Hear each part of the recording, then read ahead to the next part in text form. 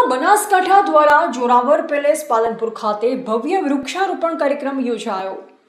પર્યાવરણનું સંરક્ષણ, global warming સામે જાગૃતિ અને હરિયાળું ગુજરાતના સંકલ્પને સાકાર કરવા માટે જમિયત ઉલમા બનાસકાંઠા દ્વારા ધ પ્લાન્ટેશન કેમ્પેઇન અંતર્ગત વિશેષ વૃક્ષારોપણ અભિયાન હાથ ધરવામાં આવ્યું છે।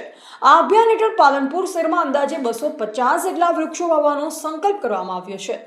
અભિયાનના ભાગરૂપે જમિયત ઉલમાએ પાલનપુર પૂર્વ દ્વારા જોરાવર પેલેસ ખાતે આવેલી જિલ્લા શિક્ષણ અધિકારીની કચેરીના પરિસરમાં ભવ્ય વૃક્ષારોપણ કાર્યક્રમનું આયોજન કરવામાં આવ્યું। કાર્યક્રમમાં મુખ્ય અતિથિ તરીકે જિલ્લા શિક્ષણ અધિકારી ડોક્ટર હિતેશ આર પટેલ ઉપસ્થિત રહ્યા। તેમણે પોતાના હસ્તે વૃક્ષારોપણ કરી કાર્યક્રમનો પ્રારંભ કરાવ્યો અને જમિયત ઉલમા બનાસકાંઠાની પર્યાવરણલક્ષી પહેલને બિરદાવી હતી।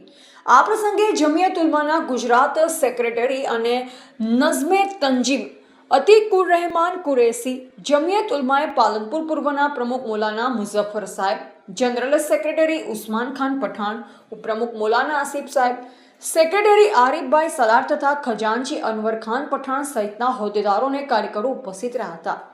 કાર્યક્રમ દરમિયાન ઉપસ્થિત મહાનુભાવ વૃક્ષોના મહત્વ અંગે જનજાગૃતિ ફેલાવતા જણાવ્યું કે વૃક્ષો હવામાં રહેલા ધૂળના રજકણો અને ઝેરી વાયુને શોષી હવાને શુદ્ધ બનાવે છે, પર્યાવરણમાં ઠંડક જાળવે છે, જમીનની ફળદ્રુપતા વધારે છે તેમજ હવામાન પરિવર્તનની અસરોને ઘટાડવામાં મહત્વની ભૂમિકા ભજવે છે।